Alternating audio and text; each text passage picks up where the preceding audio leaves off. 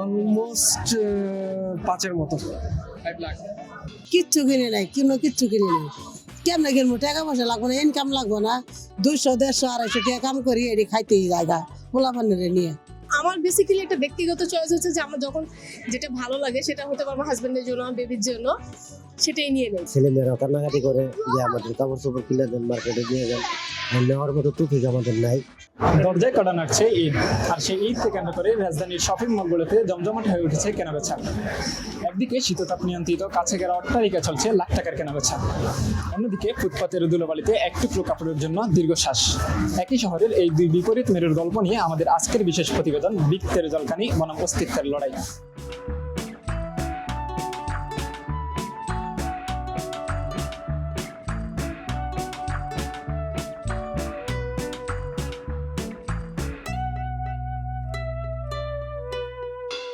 রাজধানীর রাজপথের এক পাশে কাছে ঘেরা শীততাপ নিয়ন্ত্রিত অট্টালিকা, অন্য পাশে ধুলোমাখা তপ্ত ফুটপাত।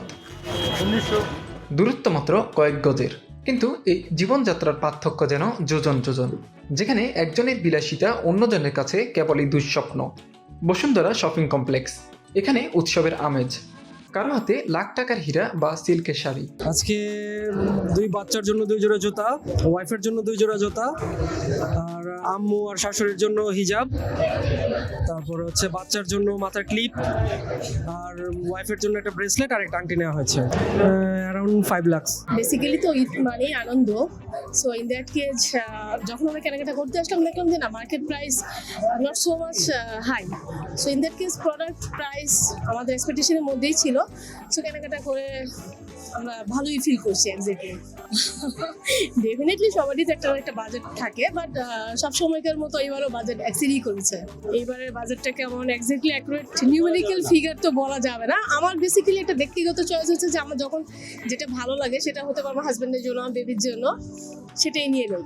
না ভাইয়া, কোনো বাজেট নাই, পছন্দ হইলে নেব, এরকমই। না, নির্দিষ্ট এরকম কোনো বাজেট নাই, নিয়ে আসি যেটা পছন্দ হয় ওটাই নেই। আসলে নির্দিষ্ট বাজেট নিয়ে তো আসা যায় না। কেউ বা স্রেফ শখের বসে খরচ করছেন হাজার হাজার টাকা। এখানে দরদাম করার প্রয়োজন পড়ে না, ব্র্যান্ডের ট্যাগই যেখানে আভিজাত্যের পরিচয়। জি, ঈদের কেনাকাটা অনুভূতি তো অবশ্যই ভালো। আর বছরে দুটো ঈদ, কিন্তু রোজার ঈদেই আসলে কেনাকাটা বেশি হয়। বাচ্চাদেরও একটা আবদার থাকে, পরিবারের সবারই আবদার থাকে। না, বসুন্ধরায় সবসময় আসি, আপনার ভালো লাগে। এখানে সবকিছু এখানে পাওয়া যায়। অন্যান্য মার্কেটে 2-1 বার গেছিলাম, কিন্তু বসুন্ধরার মতো অল ইন ওয়ান পাওয়া যায় না। না, বাজেট দেখে তো আর কাপড় কেনা যায় না, কাপড় পছন্দের উপরে বাজেট হয়। দাম হইলেও নিতে হইব পছন্দ। এই বোরখা, তারপর কাপড়, 3টা 3 পিস এগুলা কিনলাম। কিন্তু এই কাচের দেয়ালের ঠিক বাইরের চিত্রটা পুরো উল্টো।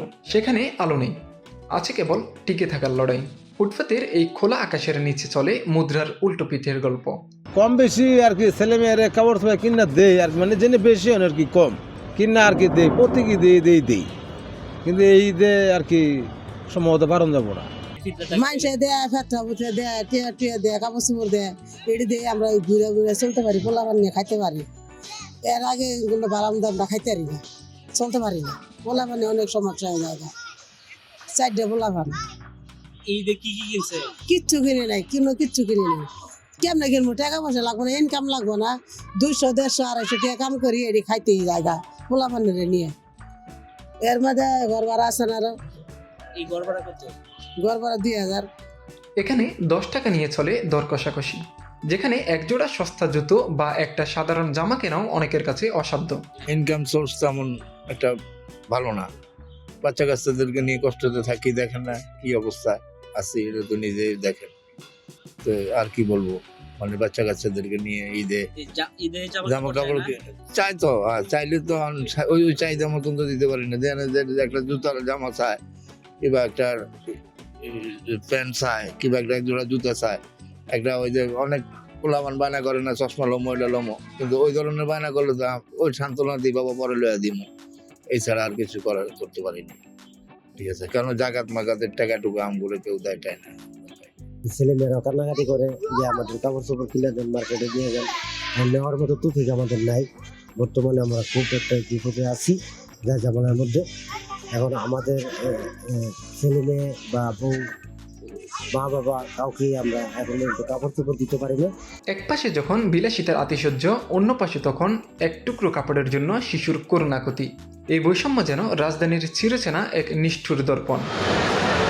একই আকাশের নিচে বসবাস, অথচ চাওয়া পাওয়ার আকাশ পাতাল ব্যবধান। একজনের বিলাসিতার বাজেট দিয়ে হয়তো অন্য পাশের কয়েকটা পরিবারের সারা বছরের স্বপ্ন পূরণ সম্ভব ছিল, কিন্তু প্রশ্ন হলো এই বৈষম্যের দেয়াল কি আদৌ কখনো বুঝবে? বসুন্ধরা শপিং কমপ্লেক্স থেকে আশরাফুদ্দিন রাহাত, ঢাকা বয়েস 24, ঢাকা।